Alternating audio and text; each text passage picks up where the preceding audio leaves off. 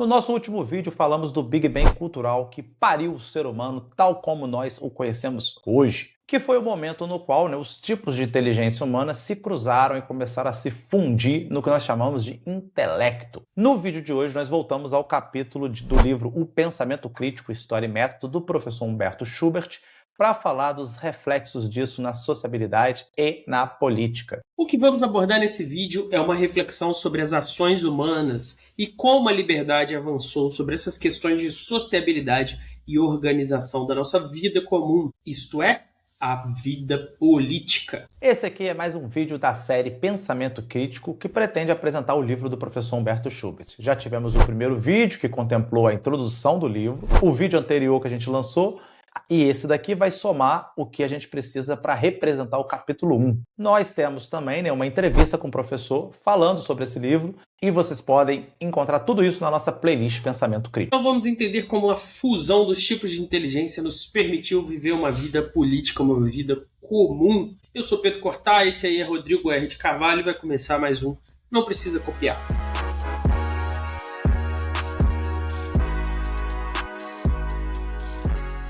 A grande pergunta agora é a seguinte: como que essa capacidade de articular esses tipos de inteligência diferente numa unidade, num intelecto, como que isso vai se desenvolver em novos níveis de sociabilidade e de ação política? Então, a partir de agora, o Humberto vai tentar dar uma olhada como que isso possibilitou ao ser humano novas formas de sociabilidade e de relações políticas e de instituições políticas e de organizações políticas. Um dos pontos talvez mais polêmicos, mais difíceis também, é que apesar da gente perceber rapidamente essa nossa capacidade, as nossas condições de se organizar coletivamente, para isso funcionar e para isso ser efetivo, a gente precisa construir um terreno comum de valores e de formas de organização. E isso daí vai demorar tempo, e a gente vai bater cabeça durante centenas de anos sobre isso. Por esse motivo, códigos de conduta, o que a gente depois vai chamar de ética, especialmente quando isso tomar uma roupagem mais filosófica, vão começar a se formar. As habilidades de avaliação das ações, de comunicação entre grupos, vão se desenvolvendo e vão sofrendo um processo de desrelativização e de aumento da criticidade. E o que isso significa na prática? Que cada vez mais nós vamos encontrando um terreno comum para fundamentar a nossa ação prática. Com isso, o relativismo e o ceticismo vão dando lugar a novas formas de organizar a nossa sociedade e os nossos grupos. E a atitude crítica vem em socorro das nossas crises quando esses valores e essas ações entram em conflito. Em vez de partir para a ignorância, a gente agora consegue avaliar e pesar e responder na proporcionalidade devida. O Humberto chega até a citar a República do Platão como um momento, um exemplo mais evoluído desse processo. Então, lá na República, a gente percebe que o que é defendido ali é o fim, de alguma maneira, o abandono da erística, que é aquela técnica sofística de disputa argumentativa. E o que vai ser colocado no lugar por Platão? Justamente a dialética, a famosa dialética socrático-platônica, que vai se organizar agora pela conciliação através de critérios comuns e universais, ou ao menos é isso que ela vai tentar realizar. É claro que a gente não está falando aqui que isso só passou a existir com Platão, mas com Platão, cognitivamente, isso passou a se tornar uma coisa consciente ali de análise das civilizações humanas. Então, elas já antes de Platão, obviamente, faziam isso em maior ou menor grau. Produziam essa busca de coesão, de critérios e de valores. Mas a forma como o pensamento se debruça sobre a sociedade e tenta diagnosticá-la, em Platão isso se tornou mais evidente. E aí a gente precisa retomar aquela ideia lá do outro episódio, que é a seguinte: é tão ruim quanto uma ditadura opressora de um valor único, de um pensamento único, você cair num relativismo completo. Uma ausência de valores morais ou de padrões normativos, ela descamba em males tão ruins quanto aqueles de uma ditadura de um viés único. Daí a necessidade de um diálogo e de uma dialética para estabelecer valores comuns e universais entre todas as pessoas, o que faz surgir a ética como uma disciplina filosófica. Então não depende mais da cultura, da religião. Agora nós todos vamos usar esse equipamento que vem de fábrica com o ser humano, a razão, e vamos usar ele nos voltando para a ação humana, buscando ações comuns que são permitidas, devidas e proibidas quando a gente avalia elas à luz da nossa consciência. E apesar do para Humberto tudo isso ter começado com Platão, é justamente com Hegel, né, que esse processo vai se dar a maior clareza do ponto que nós estamos querendo chamar a atenção aqui da sociabilidade da política. Com Hegel, a gente chega, né, a esse desenvolvimento agressivo da dialética e ela toma um caráter muito mais intersubjetivo, dando espaço aí para uma nova evolução, para um novo capítulo da política e da ética. Se vocês tiverem curiosidade e muita ousadia, né, Pedro, para poder encarar o Hegel, você pode localizar esse debate ali na seção Consciência de Si da Fenomenologia do Espírito. Qualquer ouvinte do Não Precisa Copiar, que já ouviu uns 5 programas, já está capacitado para ler a Fenomenologia do Espírito. É só abrir aí direto, nem precisa ler a introdução, abre direto nessa sessão e já lê, né, Rodrigo? Para os ouvintes que chegaram agora e não conhecem o sarcasmo clássico do Pedro, isso daí foi sarcasmo, e cuidado.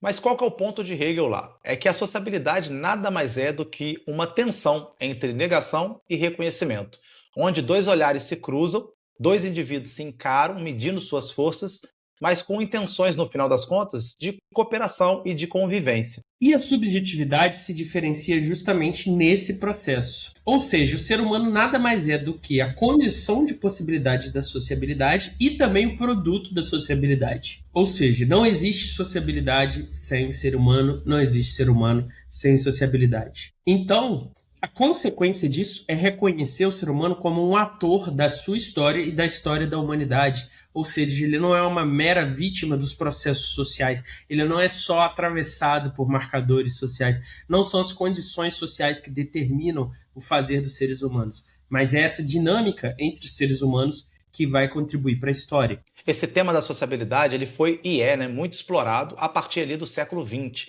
por Marx, por Weber, pelos existencialistas, pelos neocantianos. Então, todos esses autores e todas essas tradições acabaram por compor essa imensa contribuição da sociologia e da filosofia social no papel de diagnosticar essas formas culturais que desenham, né, esse quadro valorativo, esse quadro de crenças, esse quadro de comportamentos dos seres humanos e das sociedades. O Humberto chama a atenção, inclusive, que nesse ápice de fé e de crença na ciência, Weber cumpriu um papel muito importante, sendo uma contracorrente, né, que traz luz à precariedade da ciência, que pressupõe apontar esse caminho correto, né, essa nova era da civilização, essa nova fase da humanidade. Então, a ciência, aquela tese do progresso dos positivistas, o Weber puxa o freio de mão e fala: vamos com calma, galera, a razão não tem essa potência toda, ela é falha, ela pode nos levar a lugares perigosos, então ele cumpre um papel crítico, né, importante nesse processo de análise da sociabilidade. O que no fim ele está demonstrando a mesma preocupação do que o Humberto relata aqui, né,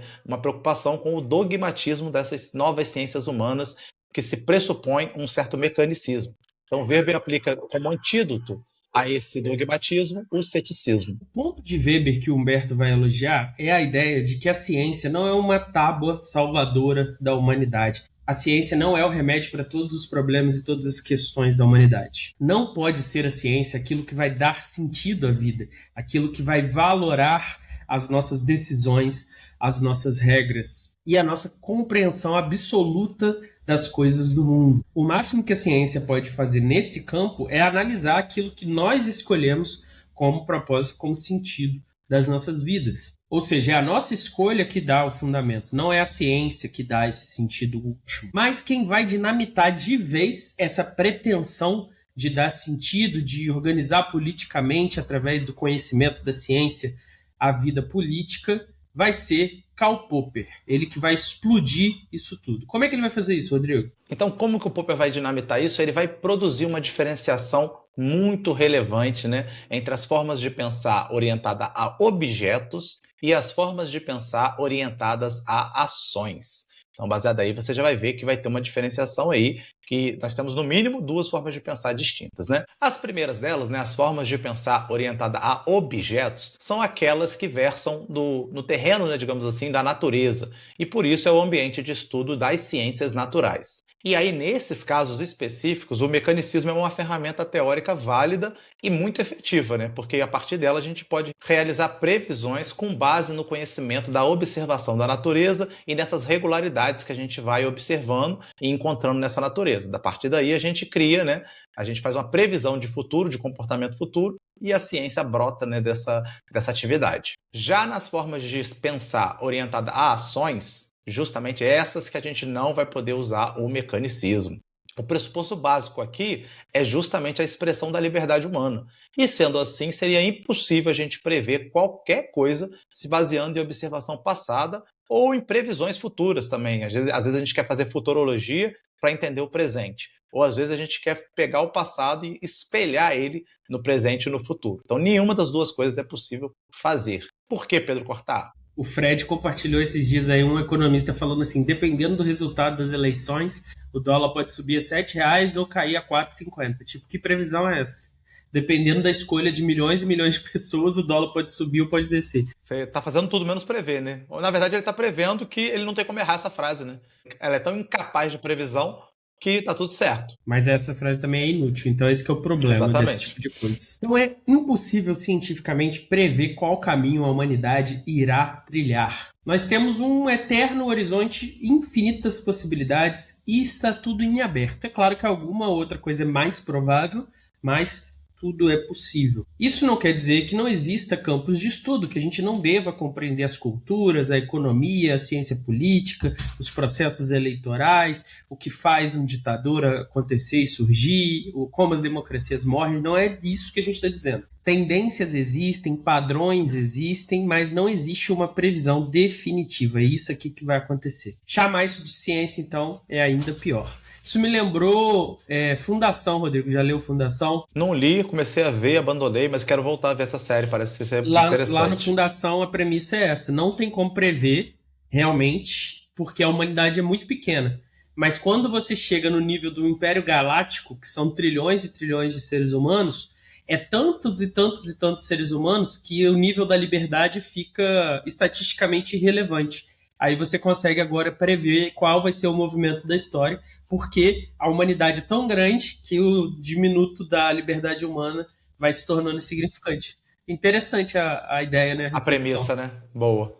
O que o Humberto elogia, né, aqui em Popper foi exatamente o que ele já elogiou lá no Weber, né, que as ciências humanas e sociais elas não podem cair em nenhuma forma de dogmatismo, pois elas lidam, né, em última análise, com a liberdade humana e seus desdobramentos na ética e na política. Ela lida, no fim das contas, com proposições humanas, com valores humanos, e com isso a gente tem que compreender que não é possível reduzir uma realidade cultural e social em dados que podem ser reunidos, métodos científicos imparciais. A gente não consegue achar regularidades e que nos capacitem a fazer previsões sobre os rumos da humanidade como um todo.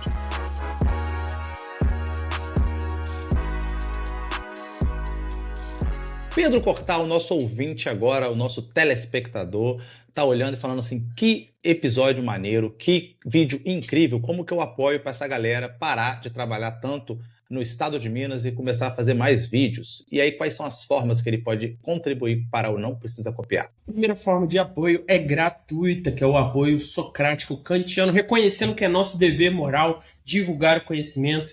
Você pode simplesmente contribuir compartilhando para ele alcançar mais pessoas. Mas se você tiver um cascalho sobrando, você pode tanto contribuir no Pix nprecisacopiar@gmail.com, que é uma forma aí mais caótica, ou mais ordenadamente de 2 níveis diferentes. Quais são eles, Rodrigo? O primeiro deles é o sofista pragmático, para você que sabe, né, que tem que ganhar um cascalho ali, porque a gente precisa pagar as contas também. A câmera do Pedro aí precisa ser substituída, os microfones novos. Então tudo isso depende, né, de um cascalhinho que você pode contribuir com um cincão, virando aí esse mecenas sofista pragmático. Agora, se o dinheiro está sobrando, se você consegue fazer um esforço monetário maior, você pode ser um idealista romântico, e aí é aquele que acha que a filosofia vai salvar a humanidade, salvar o povo brasileiro. E aí você pode contribuir com um vintão, tanto no Catarse quanto no YouTube.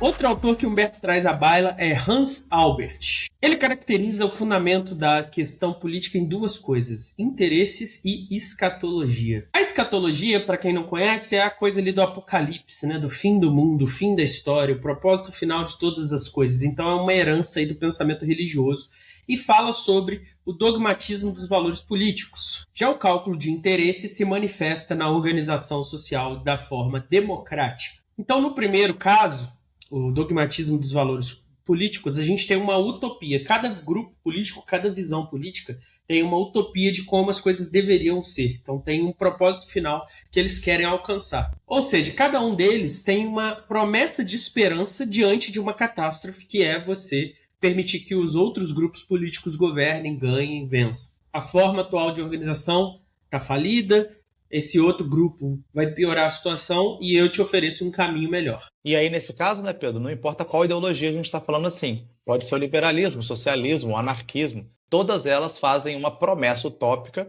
e prevêem a queda do atual modelo. E, sendo assim, cada uma delas tem a sua dose, né, de dogmatismo. Só não é verdade pro trabalhismo, né, Rodrigo? Que o trabalhismo entrega. Entregou. Promessa não, entrega. Só a nossa tradição que a não nossa é. A nossa A não nossa é assim. não é. As outras são. E aí vocês podem replicar isso, né, para um liberal falando, um comunista falando. Mas aí faz a gente pensar, tá, Humberto, entendi que essas utopias, essas formas essas tradições políticas têm essa dose de dogmatismo, mas não tem como a gente falar que a democracia tem uma dose de dogmatismo também. Tem como falar, Pedro? Claro que tem. Tudo que existe pode ser corrompido e pode ser transformado num veneno, inclusive a democracia que a gente ama tanto. E a gente viu um pouco disso na história recente do Brasil. Aproveitar agora que está tendo um escândalo aí, a gente vai poder falar mal do STF sem ser aí preso, né, Rodrigo? Mas isso sem brincadeiras, né? Não somos bolsonaristas, mas é um fato. Defender o STF porque ele é uma instituição que é uma das partes de uma democracia republicana não tem sentido. A gente não pode defender uma instituição igual o Congresso Nacional, a presidência, por ela ser uma instituição. Ela tem que servir como mediadora da democracia. Se qualquer uma dessas instituições está deixando de lado o seu papel de democrático, então, por exemplo, se estão corrompendo a Constituição, se estão fazendo do STF um balcão de negócios corruptos, como parece ser o caso aí dessas investigações recentes, isso aí é uma traição do propósito dessa instituição. Então eu não posso defender essa instituição dogmaticamente só porque ir contra o judiciário é uma coisa que um ditador faria. É verdade, um ditador fecharia o STF, um ditador acabaria com o STF, colocaria ali os seus cupinchas. Mas se o Tribunal Superior Constitucional não está defendendo os direitos constitucionais das pessoas contra os interesses dos mais fortes, dos mais poderosos, então ele não está cumprindo seu papel. Ele não está vivendo o ideal democrático que ele deveria viver. E é exatamente sobre isso, né, que o Humberto está falando. Não sobre essa análise política que a gente fez do cotidiano, né, Pedro? Mas sobre as duas formas, né, de corrupção da democracia, né? Ela cairia em duas formas possíveis de dogmatismo. A primeira das formas, ela vai ser justamente quando a gente começa a exaltar muito o Estado ou a instituição, que é o que o Pedro acabou de falar, né? Que é quando você coloca essa instituição no lugar último, como se ela não fosse essa ferramenta mediadora que o Pedro disse, mas ela fosse um fim em si mesmo. Então essa é a primeira possibilidade de cair a democracia num dogmatismo. E aí o grande problema, como o Pedro salientou, né, é que frequentemente os valores, né, os pressupostos da democracia são deixados de lado em prol de tratar essas instituições como fim último. E aí ou se cai no problema das maiorias, né, controlando as vontades e oprimindo e destruindo as minorias, ou você cai nos problemas, né, do sistema representativo, no qual os eleitos, como representantes, representam apenas a si mesmos. Então eles acabam se distanciando desse papel de mediador. O Humberto é contra a democracia, o Humberto ele é contra a ideologia política, ele defende que você tem que ir para o alto da montanha, se isolar e escrever sobre filosofia por dias e dias sem se intrometer em política. Talvez, né? Afinal é isso que ele está fazendo, ele está lá no norte da Itália estudando lá filosofia da biologia, mas não é isso que ele defende aqui no livro, porque aqui no livro ele deixa claro que o problema não é a democracia, não é a ideologia política, é o dogmatismo ser a questão central ou da democracia ou da ideologia que você faz uso. E qual é o remédio do dogmatismo, Rodrigo R. de Carvalho? Para curar essa chaga da democracia, o que a gente tem que usar? O pensamento crítico. Não é à toa que esse é o nome do livro, né? Ele vai vir em nosso socorro para fazer justamente o quê? Criticar, né? Analisar as vontades dos indivíduos, o momento em que essas vontades entram em conflito, pensar os vários tipos de caminho possível que essas vontades, os valores acabam nos levando.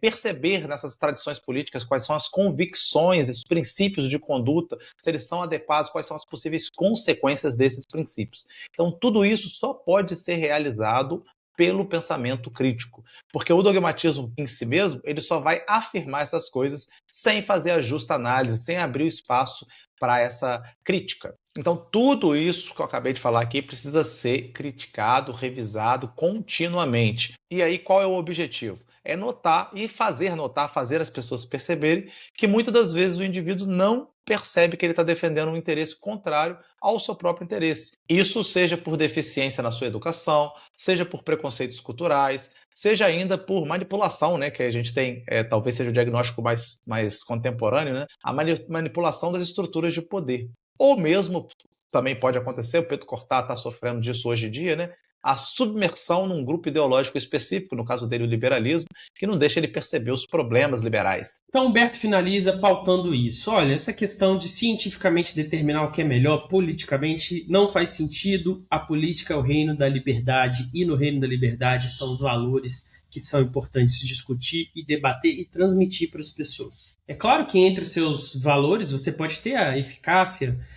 o pensamento crítico ligado a também estar disponível as evidências mais recentes para o seu processo decisório. Não está negando o papel da ciência em informar as políticas públicas, mas a ciência por si só não pode decidir isso, porque no fim do dia você vai ter estudos de como fazer as coisas do jeito liberal, do jeito social-democrata, vai ter correntes de economias diferentes, vai ter formas de aplicar de um jeito ou de outro, então você pode fazer igual o Zema faz, querer que a iniciativa privada governe as escolas, ou você pode querer que as escolas sejam autarquias. O ponto é o que o corpo político decide. E aí, a partir disso, você pega as evidências disponíveis e usa essas evidências para orientar melhor a sua aplicação da política pública. No fim do dia, a gente tem que fazer na política o mesmo que o Popper fez na ciência. Viver não de certezas, de dogmatismos, mas de hipóteses que podem e devem ser duvidadas. Nossos valores têm que ser conjecturas. Eu tenho que imaginar que esse valor é o melhor e colocar ele à prova, tanto aplicando quanto debatendo com outros. E permanecendo aberto à possibilidade de largar mão daquele valor e abraçar outro. Reformulando as minhas hipóteses e pegando hipóteses melhores. Então é irrelevante para mim, como político com pensamento crítico, se quem propôs a ideia foi o lado A ou o lado B. Se deu certo, se funcionou, lá no estado, lá do cara do lado B, meu rival, eu vou pegar e vou aplicar no Brasil todo, ver se dá certo. Ah, mas é contra o meu pensamento, é contra os meus valores. É só você reformular à luz dos seus valores, ou reformular os seus valores. E aí, Pedro Cortá, é isso então? Acabou, não precisa copiar, não pode mais fazer defesas apaixonadas de modelos políticos, seja o liberal, seja o socialista? Essa defesa ela pode sugerir, pode ficar parecendo aí que a gente está no terreno pantanoso, né, do dogmatismo? E aí, com isso, nossa audiência acaba aí se enganando, acreditando que é possível abolir o sofrimento humano através, seja do seu liberalismo, seja do meu socialismo? Você pode fazer defesas apaixonadas das suas ideologias políticas. O que você não pode deixar é as suas ideologias políticas caducarem. Qualquer pessoa que tem um pouquinho de pensamento crítico consegue reconhecer que um socialista hoje é diferente de um socialista da época do Stalin. E se você tentar continuar sendo a mesma coisa, você vai ser atropelado pelas atuais condições. Então você tem que olhar o que está acontecendo, olhar a história recente, olhar a situação e ver o que está funcionando, o que está ajudando a avançar e se reformular de acordo, certo? E conforme as coisas dão certo ou dão errado, você vai incorporando ou descartando tudo aquilo. No centro tem uma decisão de, por exemplo, priorizar a liberdade ou priorizar a igualdade. Mas as formas com que você vai fazer isso, elas não são estáticas. Elas precisam estar abertas a divulgar, criticar e reformular.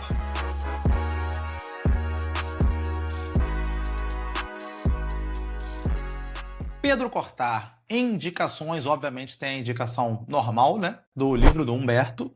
Então, Pensamento Crítico, História e Método, que está aí disponível no link abaixo aí, disponível aí na editora da UFJF, de graça para você.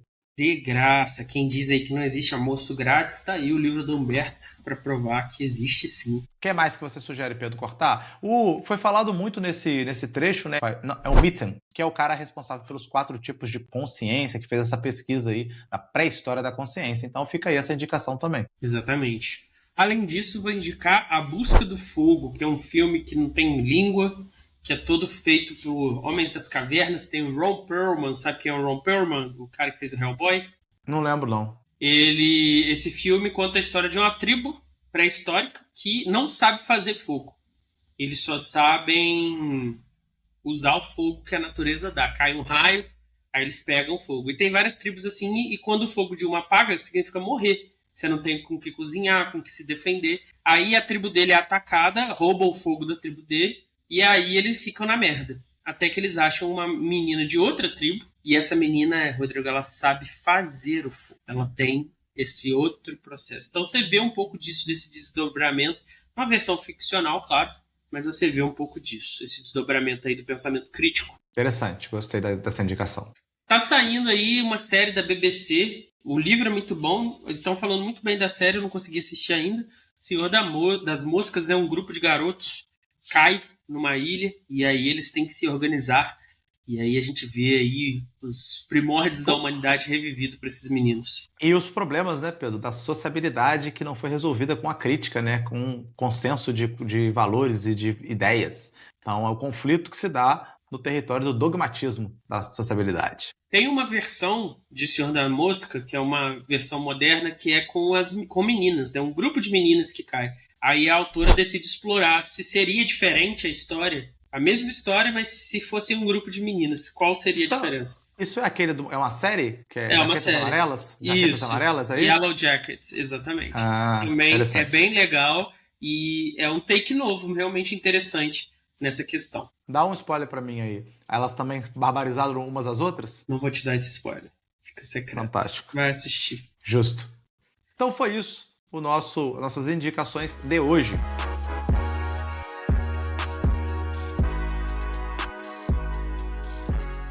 E aí, vocês estão convencidos pelo Humberto de que as ideologias políticas defendidas de maneira enérgica são um perigo ao dogmatismo? Ou, como eu e Pedro Cortá, vocês defendem este vigor ideológico e político? Comenta aí quem está lendo, o que está achando do livro, você que está acompanhando por vídeo, o que está achando das especulações do professor Humberto Schubert. E compartilhe com aquele seu amigo, com a sua amiga que ou precisa de pensamento crítico ou precisa de um reforço para viver. Lembrando que esse ano é ano de eleição e o pensamento crítico e o dogmatismo vão cantar. Esse ano aí vai ter bastante treta.